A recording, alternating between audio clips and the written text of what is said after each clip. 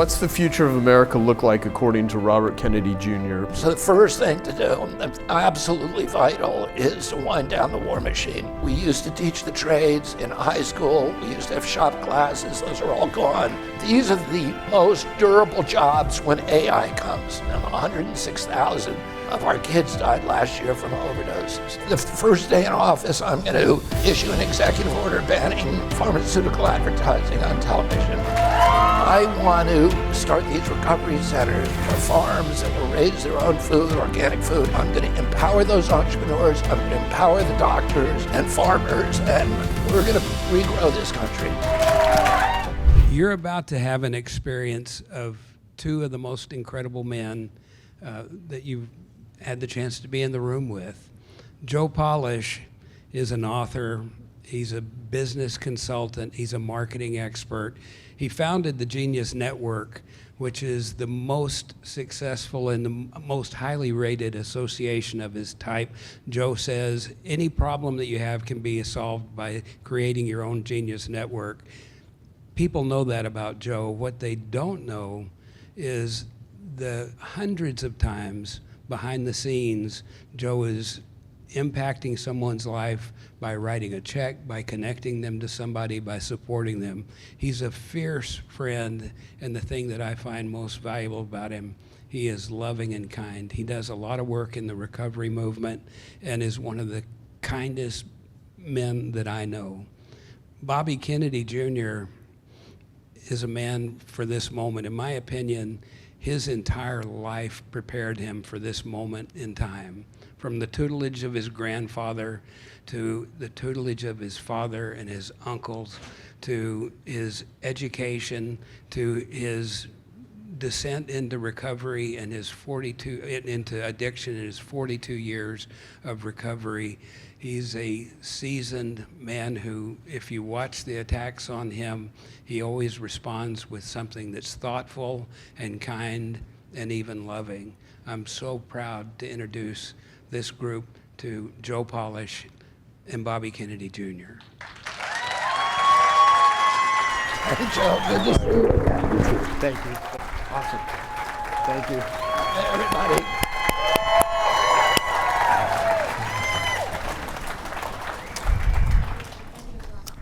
Welcome, everyone. Thank you. And great to see you. How's your day been? It's been good. Good. It's been long. Yeah, I bet. All right. So I've got a list of some questions here for you. I'm going to ask him a handful of questions, and then we're going to do some Q&A, which is a handful of you here. So, first one is, why do you think the legacy, untrustable, government co-opted media is so scared of you? First of all, thank you all for being here, and Joe, thank you. I always love seeing you, and the last time we did one of these was one of the, I think, the most pleasant and productive conversations I've had of this kind, so I'm really, really happy to be here. And Thank you. I think that the answer to that question is they should be scared of me, and because I'm gonna hurt their revenue streams a lot.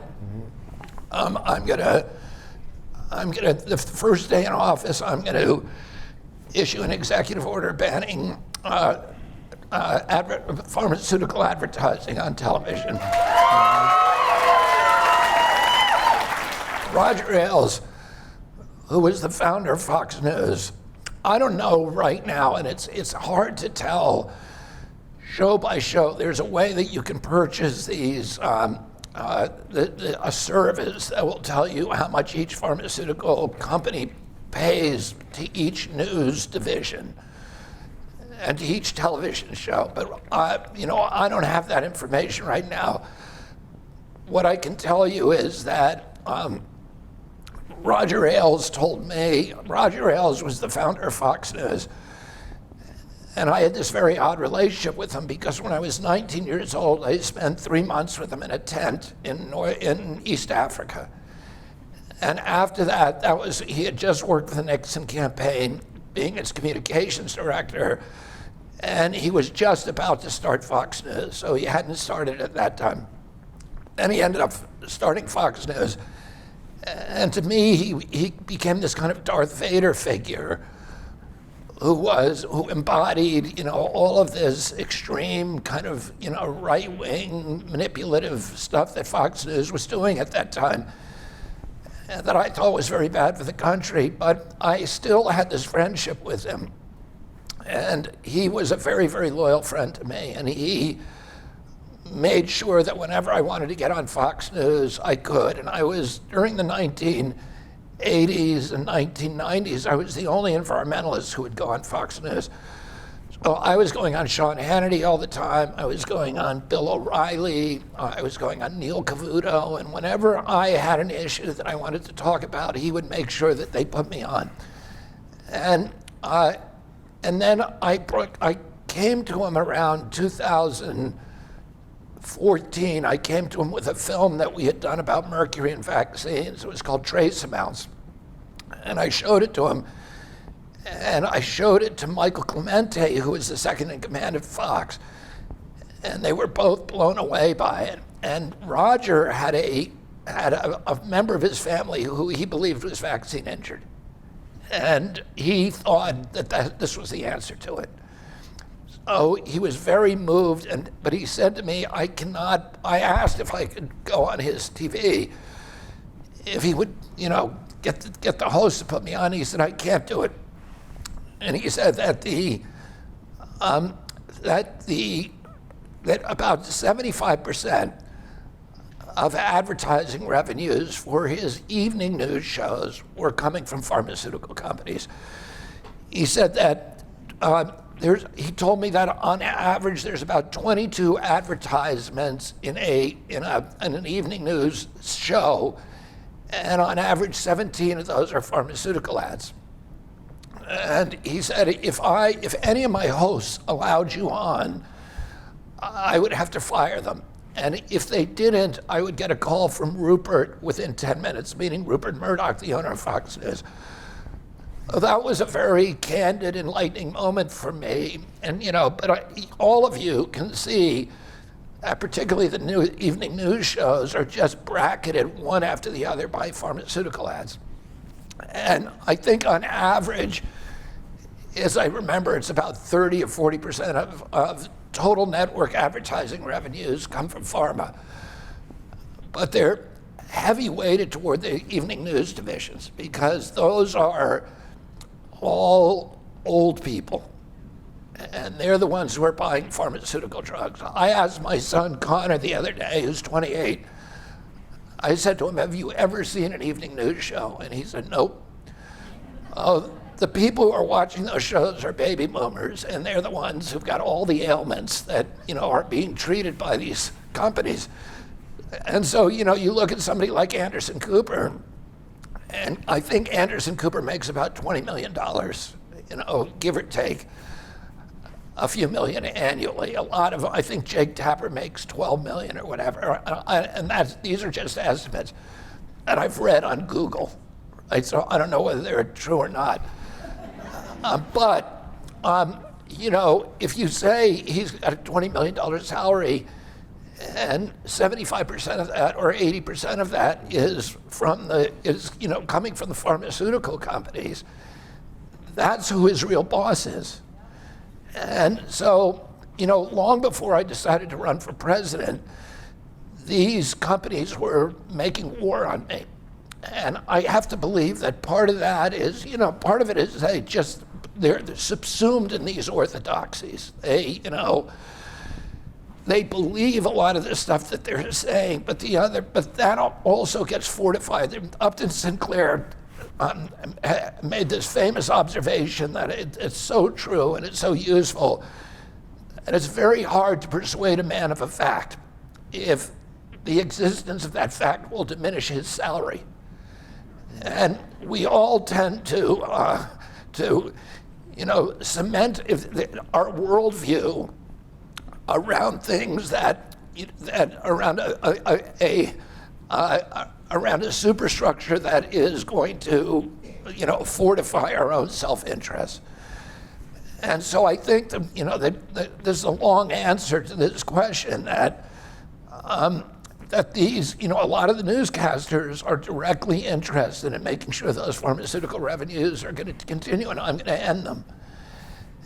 And these networks are already in trouble. So that will be a blow to them. But by the way, prior to 1997, there were no direct-to-consumer ads on television. The FDA and FCC essentially legalized them around 1997. And we're one of only 2 countries in the world that allow pharmaceutical companies to advertise directly to consumers. Everybody agrees it's a bad idea. Everybody. And as a result of that, partially that, we are the biggest consumers of pharmaceutical products in the world, and they're not making us healthier. We have the highest bills, 4.3 trillion a year, and we have the worst health outcomes. We're 79th in terms of health outcomes nationally. We're behind Mongolia, we're behind Cuba, we're behind Honduras. We're really bad health, and we have the best healthcare system, and we, in terms of the technology that's available to us, but the worst health outcomes. Peter Ghosh is one of the most important epidemiologists in the world. He's the co-founder of the Cochrane Collaboration, which is a cooperative of 30,000 independent scientists who review clinical trial data of the pharmaceutical industry. So they're kind of the overseers who look and try to bring some integrity to these clinical trials, these fake clinical trials that Big Pharma does. And Peter Ghosh yesterday published an article, a big study, showing that pharmaceutical drugs are now the #1 cause of death in our country. 5 years ago, he published another study.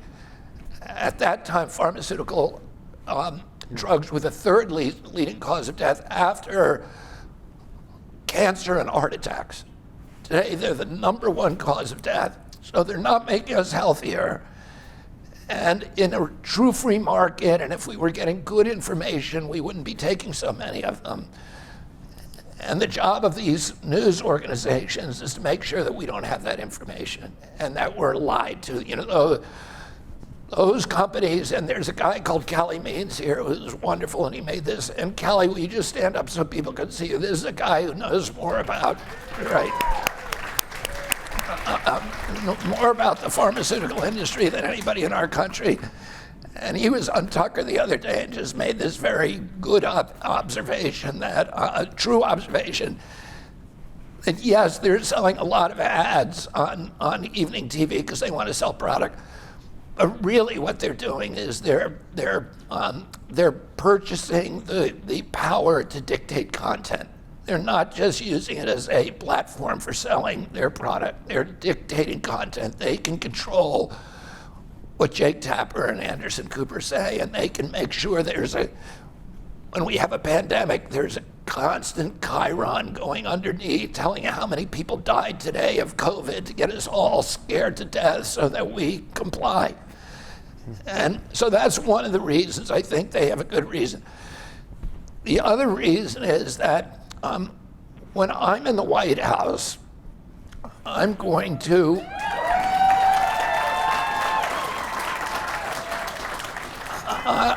launch very, very early on a drive across the country, across the states, to pass a constitutional amendment to overrule the Citizens United case.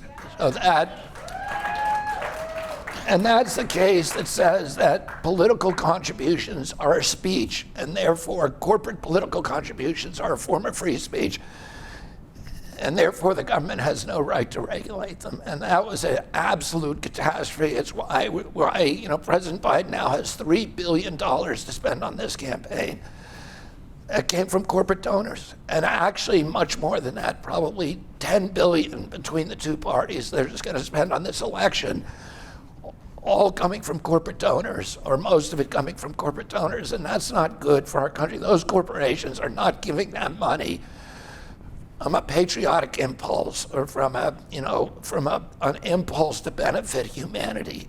It's an investment for them to benefit their their mercantile ambitions and their commercial ambitions. It's an investment, and they expect a return on that investment. And it's a disaster. It's been a disaster for our democracy.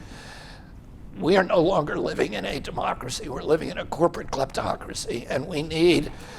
There's no country in the world that allows these kind of contributions. Well, that $10 billion that President Biden team is going to spend, probably 90% of that is going to go to media purchases. So after pharmaceutical companies, during election years, the biggest contributor to the media are political ads. And political ads are fine, but they shouldn't.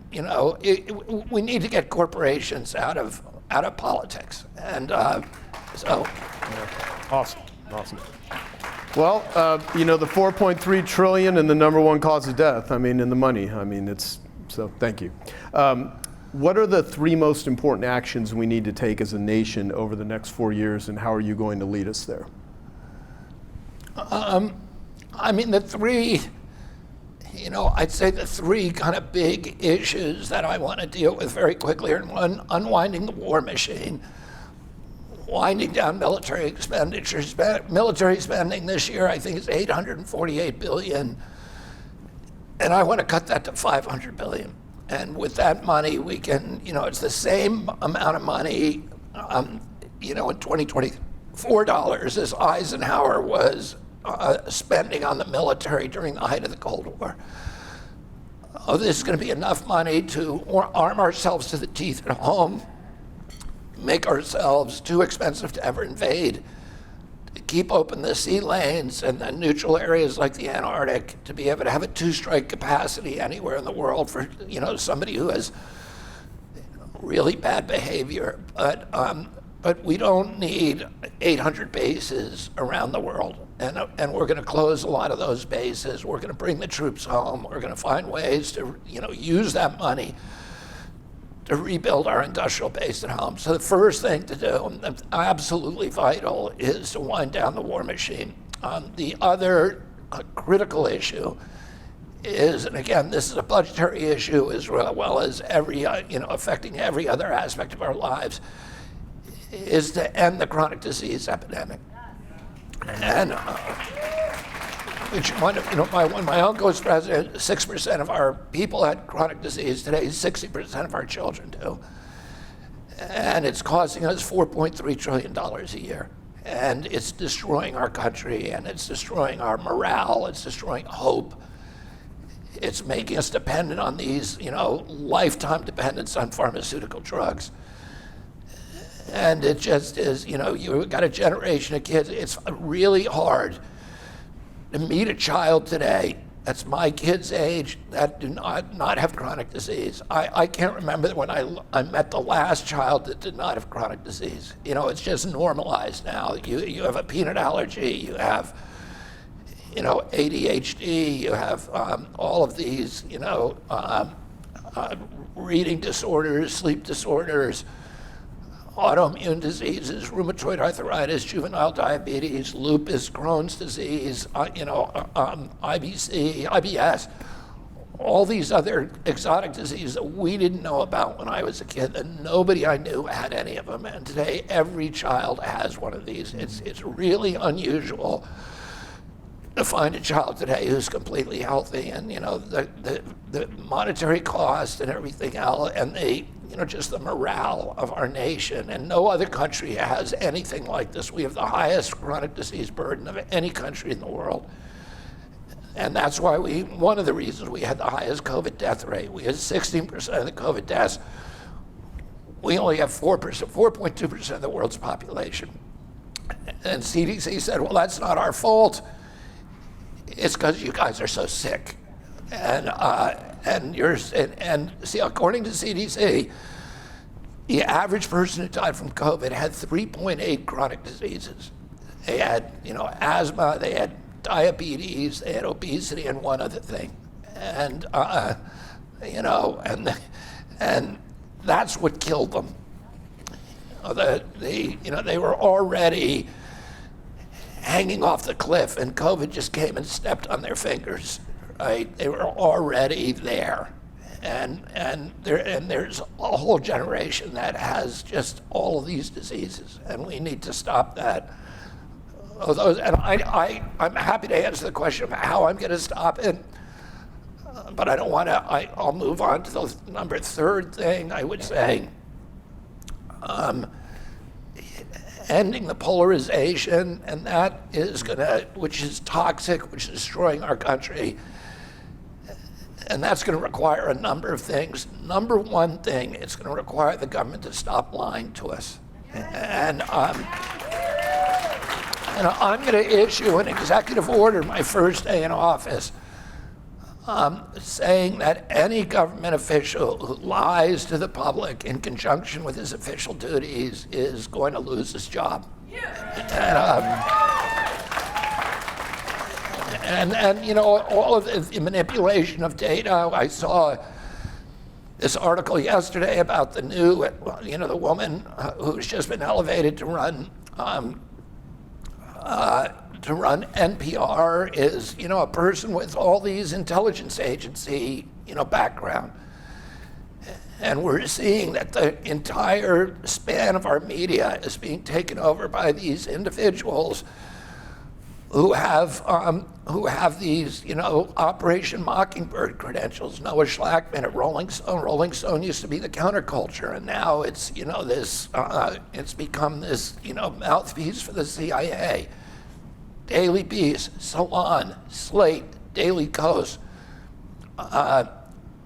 National Geographic, Scientific American, all of these kind of liberal outlets are now doing propaganda, and the people who are running them are people who have very, very, you know, dark backgrounds in the intelligence community. And you can't say, oh, the CIA put them there as part of Operation Mockingbird, but we used to have a law in this country called the Smith-Mundt Act that forbade the CIA from propagandizing Americans. And the Obama administration issued an executive order essentially neutralizing the Smith-Mundt Act. And since then, we've seen a move of the intelligence agencies to go back into positions where they can propagandize us, and it's very dangerous.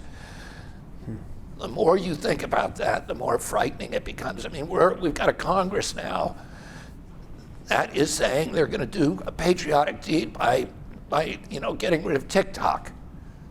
Oh, TikTok is, you know, is you know, owned by a Chinese company, and the Chinese are probably using it to find, you know, what, you know, American teenage girls are putting on their hair and stuff, you know, and really scary stuff. And you know, and Congress is flexing its muscles. Well, you know what? There's a whole generation of kids for which TikTok is an entryway business, and it's employing hundreds of thousands of people. And these are kids that don't have that many options anymore because we've created a world like that for them. And now we're getting rid of TikTok because we say it's being used by spies. Well, guess what? So is Facebook, but it's the CIA instead of Chinese spies. But and so is Instagram and YouTube and Google, and you know. I mean, I would ask you this question, or any of you: are you more worried that the Chinese are spying on us and propagandizing us, or are you more worried that the CIA is spying on us and propagandizing us? I'm not saying I know the answer to that question. I'm saying it's something we all ought to be thinking about. Because you know, I'm just as scared of our intelligence agencies. I think they can do more damage to us. And you know, it's like if you have if you have an abuser out of your home at school, that's pretty bad. But what if you have one inside your home? You know, so So I think addiction is one of the, if not the biggest crisis today, not even just in America, but the whole world. So with addiction in America, and you have been very open about being in recovery for 40 years, what steps do we need to take as a nation to get and stay sober and heal going forward? I mean, you know, there's a lot of things I think we need to do, including talking openly about addiction, and recognizing that what it is, but also, I mean, one of the things I'm most excited about in this kind of my Peace Corps program, which is to launch a series of wellness farms all over, rural areas in this country, which are economically, are among our most economically depressed parts of our country. The rural areas, the biggest industry today in many rural areas is prisons.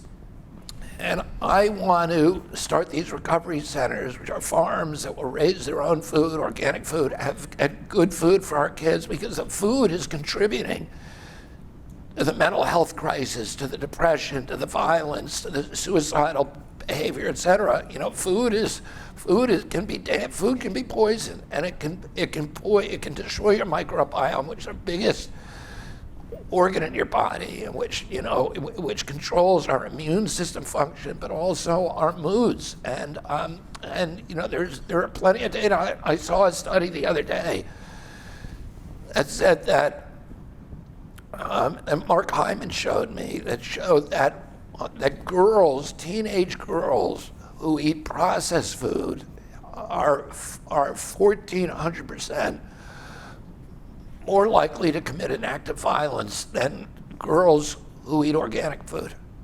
And food has an impact on us. And so we're gonna have a place where kids can get good food, where they'll get away from screens, from cell phones and computers for a period of time, and social media. And will be, forced to actually have conversations with other human beings. And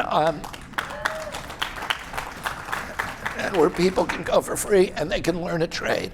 They can learn, we used to teach the trades in high school. We used to have shop classes. Those are all gone. And we need to, start teaching kids how to be electricians, and how to be plumbers, and how to be carpenters, and how to be, welders and HVAC technicians. These are the most durable jobs when AI comes. AI is going to wipe out so many of our jobs in this country, and we all used to think it's going to go after the blue collar jobs, the drivers, et cetera. And my wife just got off of a strike because of what it's doing to creative people. So artists are getting wiped out. It's going to be, my wife is in film, and now they can get, and make one film with her, and then all the sequels they can make on their own without her. And that's what this strike was about. And accountants are going to be out of business. Many different kinds of lawyers are going to be out of business. But the one group that they're going to have a hard time getting rid of are tradespeople, because if your toilet breaks in the middle of the night and you have a narrow staircase, you're not going to get a robot to go up there and fix it. You're going to actually need a human being. And so, we're going to have a place where you can come and learn those trades. You can go out with a job placement. You can stay as long as you want for free. Now, this idea is based upon something I saw in Europe at a place called San Patrignano in Italy, where they have 2,000 kids who've gone there to recover from drug addiction. They stay on average about 4 years. And they get reparented, and they learn to live in communities again, and they learn to tell the truth and show up on time and be responsible and talk to each other. There's benches everywhere. There's no screens. There's a lot of benches where people actually go for walks, sit down and talk to each other. And we have a whole generation that is alienated and dispossessed and atomized, and it's no wonder they're turning to drugs. And we're losing them. 106,000 of our kids died last year from overdoses. And it's touched my family. It's touched all of us. We all know somebody who has died from an overdose. And we're losing 20-year Vietnam War, we lost 56,000 kids. We're losing double that every year. from overdoses. And you know, we spend $1 trillion on that war. And we're doing nothing for these kids. And we need to start investing in them. And what I'm going to do is I'm going to legalize marijuana federally. Marijuana is legal in many states, most states now, but you can't pay. But it's Schedule I federally, so you can't pay taxes. And a lot of times the dispensaries many states can't even bank their money. They got to keep it in cash, and it's become a huge niche industry about how to handle cash for these dispensaries safely. It's a criminal targets and all these other things, and I want to change that so that they can pay taxes, and I want to take that tax revenue and make it exclusively to end drug addiction in this country, to create these rehabs where people can come. And you know, I have family members who have gone to this place, and it had this extraordinary transformational effect. It's been replicated in Salt Lake City.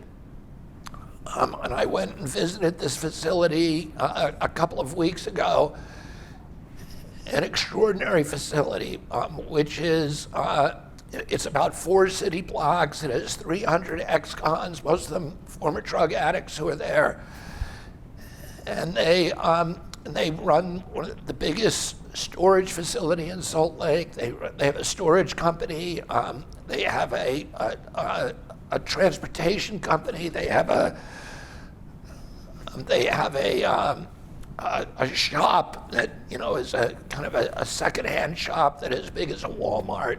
And the workers who come out of there, they have a wall that big with all the businesses in Salt Lake that listed on that wall that are looking for graduates of this program because they're regarded as the most reliable workforce in Utah now. People are coming from all over to try to get graduates from this program. So, you know, and it's redemptive of them. These are people who have served time in prison, and now we're giving them a second chance. They're paying taxes. We're restoring them, and you know, we can do that all over the country, and that's, you know, what I'm going to do, and I'm going to do it without increasing our debt. All right, last question I'll ask you is, what's the future of America look like according to Robert Kennedy Jr.? Paint the picture for us. What do you see? I would say this. We have a crisis in this country now. We have economic crisis, we have bad food, a soil crisis, we have bad health crisis. But we are a resilient nation. And you hear politicians say that kind of thing all the time. America's tough, you know, nobody's as tough as us, et cetera, and it's a bunch of baloney. But what I'm saying to you is true. We have the worst health crisis in this country of any nation. We have the best functional medicine doctors, integrative medicine doctors, and I'm looking right at one sitting in the front row right here. We have doctors like this all over the country. These incredible doctors, and it's happening in our country more than any other country in the world. They're doing it in Europe, they're doing it in Asia, but nothing like what we have here. You know, Dr. Mark Hyman and all you guys all know these doctors, extraordinary work, innovative work. We have the worst economy now. We have the highest debt, you know, the GDP, one of the highest debt to GDP ratios. But we have the most energetic, imaginative, and innovative entrepreneurs in this country of any country in the world, and everybody will tell you that. We have a soil and agricultural crisis, but we also have the most innovative farmers who are doing things nobody else is doing with soil, with regenerative agricultures. And what I'm going to do as president, I'm going to empower those entrepreneurs. I'm going to empower the doctors. I'm going to empower the soil and farmers, and we're going to regrow this country. So that's. Thank you. Folks, Robert F. Kennedy Jr., thank you. Thank you. Thank you, Arizona. Awesome. Thank you, sir.